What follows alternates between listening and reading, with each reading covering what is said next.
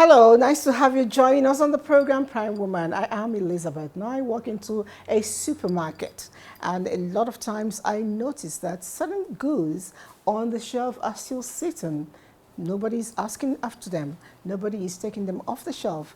And I kept thinking about it, and I wondered until I stumbled on a quote by someone, Steve Jobs. He said that packaging can be theater, and it can create a story that can connect with the consumer. And when the consumer is connected emotionally, a lot of times those goods can fly off the shelf. Now, do you have such problem?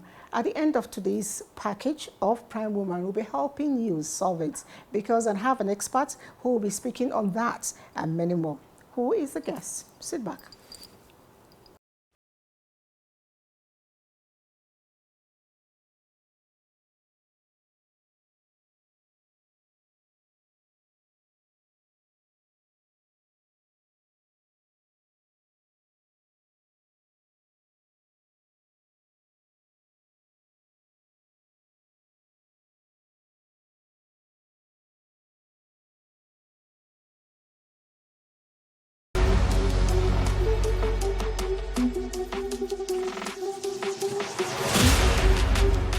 All right, now you're taking a little bit of peep into what my guest today is packaged. She's a whole lot of things, lawyer turned this, this turned that. I'm wondering, how did you get into agriculture in the first place? First and foremost, I studied law at the University of Maiduguri. So I've lived all my life in the north, from Zamfara, where I was born. You're Igbo, born in Oka, and you were born in Zamfara. And you went to University of Maiduguri. Incidentally, your Igbo is fluent, much more fluent than a lot of people I know. I want to greet you in your dialect, okay, precisely. Eh? I do know. I got it right? Okay, Kedi Kimel. Ademumma. So how, I need to know much more about this childhood because you exude a lot of knowledge with a language you never really interacted with. Okay, so my grandfather grew up in the north, and my father lived in the north almost all his adult life. We were all giving birth to in the north. Then Sokoto and Zamfara was the capital of Sokoto State, and we have spent all our life. I have spent all my life, my siblings and I, in the north. So we lived in the north up until 1989 when we moved to Abuja. I went to University of Maiduguri and then went to law school in Buari. My parents made sure to teach us how to speak our local dialect. So we understand Hausa because, of course, we interacted with our neighbors and all of that. But again, within the house, we were made not to speak English language, but to speak Igbo language so that we become conversant with our heritage. You know, it's very important because I see a lot of people who are living in a region where they are, domiciled as indigents and they can't even speak the language. You speak to a child in, for instance, is Igbo or Hausa, and they said, "What are you speaking?" And I'm looking at your father, I'm looking at your mother. What job are you doing? Because your culture starts with your food, your language, your clothing and everything. And I'm happy your parents did a good job. I hope you're also doing the same with your children. Yes. Okay. Yes. All right. I am. That's nice. Now, you're reading law, it's a different ball game altogether, and you went up to the point of even getting to become an arbitrator of some sort. But I'm very interested because I did mention that packaging is one big deal in Nigeria. And that's your form of agriculture, am I right? Yes, and we are in even compliance. beyond. Yes. Okay, I'd like to know what sparked up this interest. Okay, so in 2013, I got a divine calling. So I call it divine because it was really an inspiration from God to leave legal practice because I had a successful legal practice, but I left legal practice and went into agriculture in 2013. Started first and foremost with managing farms. I just left my law practice, and the first day I stepped my foot into a farm, I felt the kind of peace I've never felt in my life. Oh, wow. And I had heard a message from church where the pastor was preaching about understanding God's purpose for your life. And I felt that God's purpose for my life was the law, that if it wasn't law, why did I succeed? I wrote law school in one sitting. I had a good practice. I was called to the bar in 2007. So I had good practice. It must be the purpose of God. It has to be. But I then realized that I had to do the instruction. So the instruction was go home, pray about it, and ask God to tell you what his purpose for your life is. And then I prayed and I heard this very tiny voice, agriculture. And I stood up and I was like, God forbid. No, because at the time, agriculture was associated with poverty and all of that. And I lost my peace from the day I heard that tiny voice. And the day I stepped my feet into a farm, I actually went to visit with a friend of mine. I felt this peace and I fell in love with agriculture. And since then, I've gone from one value chain to the other. We set up aquaculture to poultry to crop farming. At one point, I was living in the farm because of how much peace I felt being around those kind of things. Then I went into export, and it was while I was in the export business that I was given an opportunity by the then Niger State government to draw up the roadmap for the shea sector in Niger State.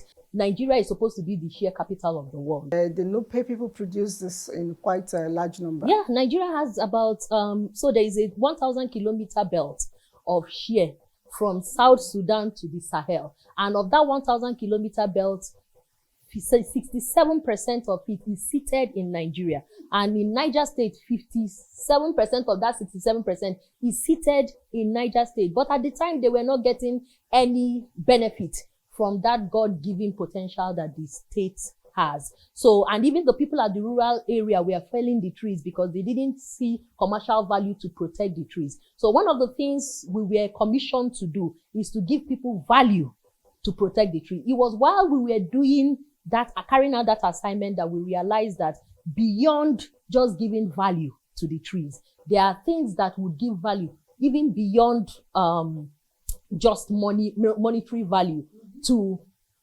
giving some sort of geographical indication for Nigeria, for crops that Nigeria has comparative advantage. We realized that it was the issue of consistency in quality and certification as proof that you have complied with international standards and best practices. It was after that that we set up NISAT, because we saw a gap and we knew that we had what it took to ensure that Nigeria is placed in the map, and we took that opportunity, and that was what bettered NISAT 8 years ago. Okay, now NISAT you're talking about, that's mostly around compliance with the international standard, especially for produce we're exporting outside. Now, can I just walk into you? Perhaps I'm doing a lot of groundnuts, and I've suddenly learned how to coat my groundnuts with honey and sugar, and I want to let these people, have the taste, and at the same time, I get the dollar. Okay, so first and foremost, because NISAT has two arms of our business, so we have a consultancy arm because we also want to deal with the issue of conflict of interest. So just like being a judge and a jury in your own case. So when it comes to compliance, if you have a compliance company, you cannot provide consultancy.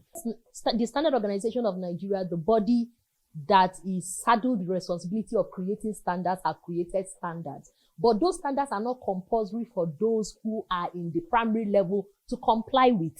And for you to have a good product, the primary level, the raw material has to be good.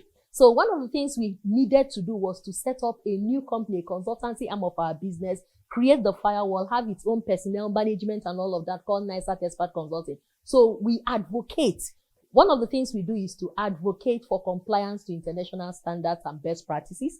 So we also provide training for the rural people, the people at the primary level. We also provide market linkage, because we are using the market linkage to stimulate the market, to say, look, we are not just telling you to comply to international standards. We are saying if you comply with international standards and best practices, we will get you a market, be it international market or local market, to offtake those products at a premium price, which is what is now stimulating farmers to want to do the right thing. So for people who want the the service, one of the things they do is either walk into our office. We have an office in Lagos or Abuja, or send us an email, and then we will start the process. And the process will be to send you a KYC form because we want to understand your project or what you intend to do. Then the advisory and consultancy arm of our business can now advise on how you should start based on the market that you want to get into. Because again, there is a lot of knowledge gap as it relates to standards, as it relates to the market, as it relates to the value chain. So some value chains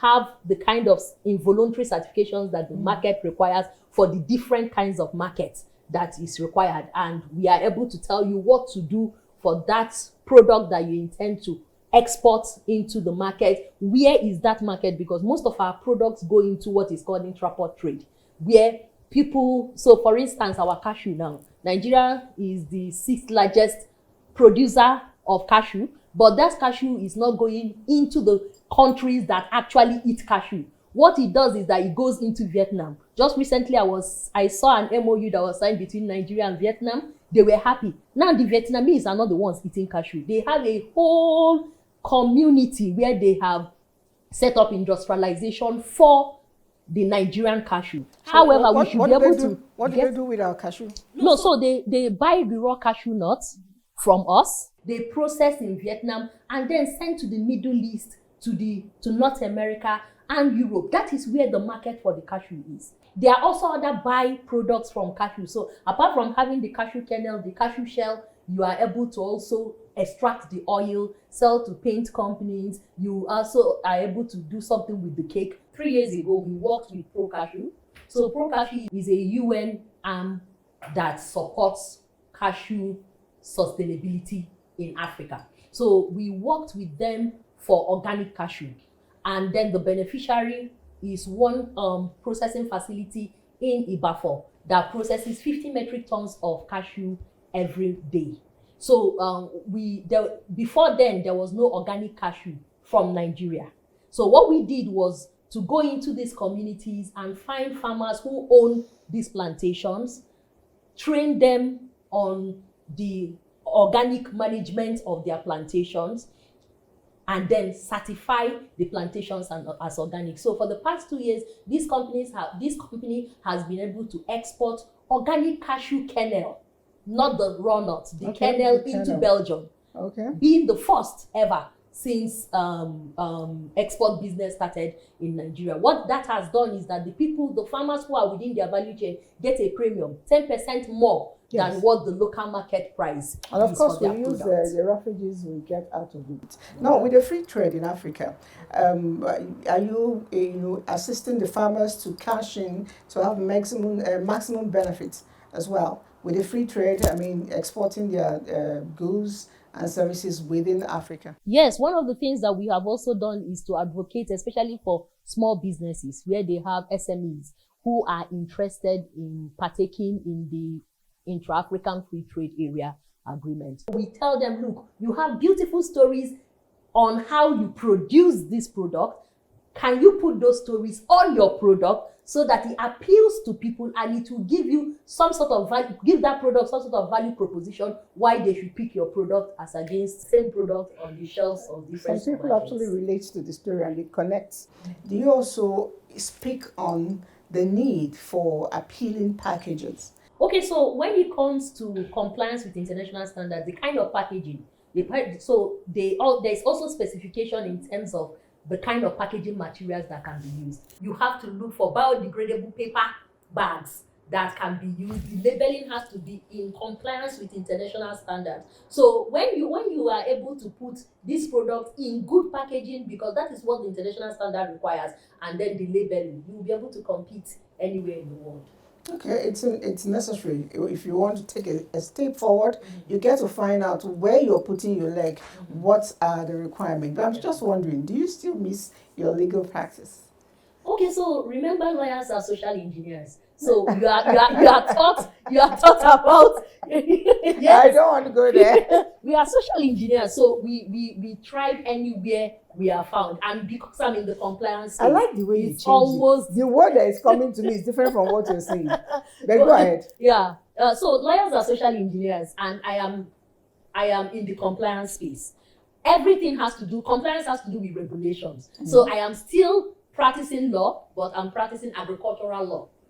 I am not just doing litigation anymore. And I'd like to take you back a little bit. For all that you have told us, even though you said it's a divine call, and we know that when it's divine, it comes with a lot of ease. But at the same time, we know that we are both Christians.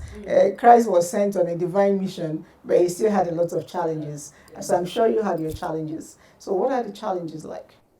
There were a lot. I don't want to know. A whole lot of challenges that would have made me stop. But for every time I thought of stopping, I had this push. Agriculture is going to be the next big thing. That is what I kept hearing. And for people who have been with me long enough in this journey, I tell them agriculture is going to be the next big thing. One of the problems that we had was the issue of information. Unfortunately, even the people who are supposed to have those information did not have the information. Some government agencies also saw us as competitors, as against collaborators. So we said, look, we are championing for things to get better. We want people to comply with local regulations, but we also want them to comply with international standards so that they can be competitive in the international market. Then even the issue of being able to partner. So when we started, we had to partner with a French company called Ecosat. To be able to even get Ecosat to work with us, it took us close to a year and proof that we wanted to make it different. For us, it was a passion. So for every time we had a hurdle, we said, look, it's either that we had no other option. It's either we are going or we are going. If there is a wall, we either bounce, stay on that wall or break it down so that we can move forward. And COVID also helped because post-COVID, a lot of things changed. The government of the United States, for instance, brought what would be referred to as the Food Safety Modernization Act. And within that Food Safety Modernization Act, there is a foreign suppliers verification program. So initially, before COVID, you could only all you required was register with FDA. But now they are saying, even though you have registered with FDA, you must comply with food safety standards, just like the people who are within the US producing comply with food safety standards. Same with Dubai. Other countries, started making their food safety policy stricter, and consumers began to demand for different kinds of certification. There have been a lot of boost for organic. So a lot of people want to be able to export, and the consumers are demanding for people who want to eat organic products, don't want just assertion. Because if you have organic on your product and you do not have a third party that has been accredited to certify that you have fulfilled all the protocol in the regulation and give you certificate as proof of compliance, it's the mere assertion. You can't even export it into countries that have their own regulation, where consumers will buy it at a premium. So that has now also helped us, because when people try to export, they will say, okay, you know what? In fact, the supplier or the buyer, the off-taker, will be asking for those certificates, and they will be forced to actually come and obtain certificates. Now, that puts you on a very fragile stand, at the same time, very hard one. Depends on where the pendulum is swinging. And for me, I think that there is need for constant monitoring, constant evaluation, rather than just drop off the certificates and you go away. I can finish that batch. The next batch, there will be no compliance. Yeah, the certificate is actually for 12 months. Okay. So every 12 months, you have to do your renewal and recertification, and there is also what will be referred to as surveillance audit. Okay. Yeah, and there is what is referred to as mass balance. So mass balance is where, if you have 1 hectare, for instance, there is an average yield, a country average yield per value chain. So if it is, for instance, soya beans, the average yield is 2.5. So if the certification covers just 1 hectare, you cannot say you got 3 metric tons from a 1 hectare land. That mass balance will not connect. They won't even, at the point of export, they won't give you your inspection certificate, which would accompany your cargo with the certificate to the destination country, right? So all of these checks, they have put in place to avoid what would be termed as food fraud. Exactly. Now, let's bring it a little bit back home, because your family, when you told them you were going to drop law, what was the reaction? My father said, have you treated malaria recently? This must be, you must have malaria, because I cannot believe that you want to go into agriculture. You leave, I put it to you. I put it to you. And how he was so happy when I was called to the bar and all of that. And then one Only day for you to carry your shovel at home. He was my best friend, and I said to him, I'm no longer going to practice law. And he said, no, you must have malaria. Have you treated malaria recently? And I said, I heard from God. He said, oh, this is the problem with being, you're an extremist. I said, I'm not an extremist. I just said, I prayed and I heard. He said, I know it's just for a short while. You will come back. And thank God, I have not come back. Has he spoken otherwise? No, okay, so before he died, he actually was so proud of me when he said to me one day, thank you for not listening to me.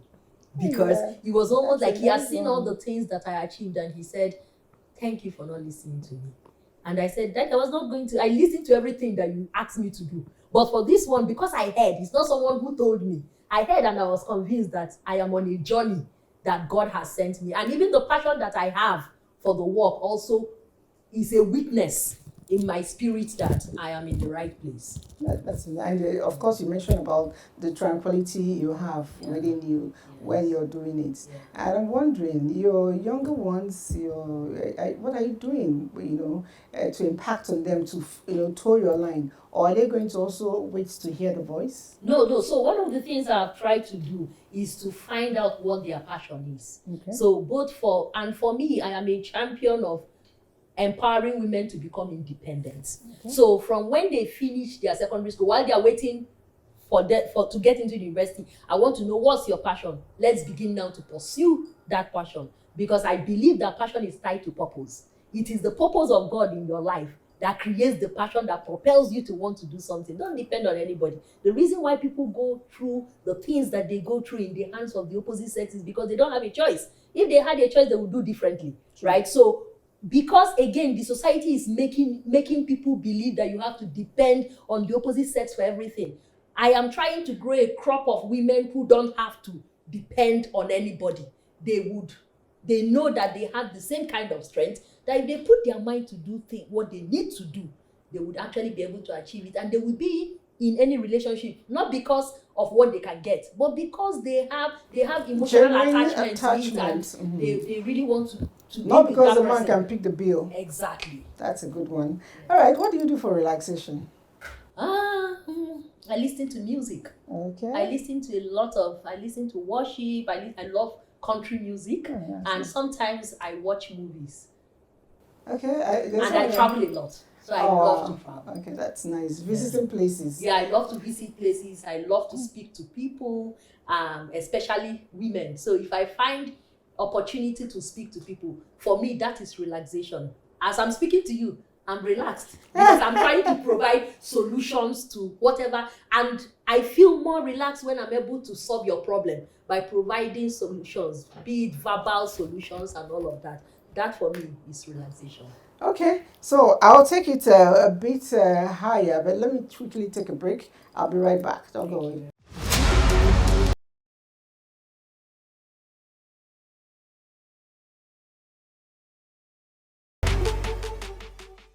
Okay, still Prime Woman, and I have my delectable lawyer turned agricultural expert seated with me. But I'll drop all of that.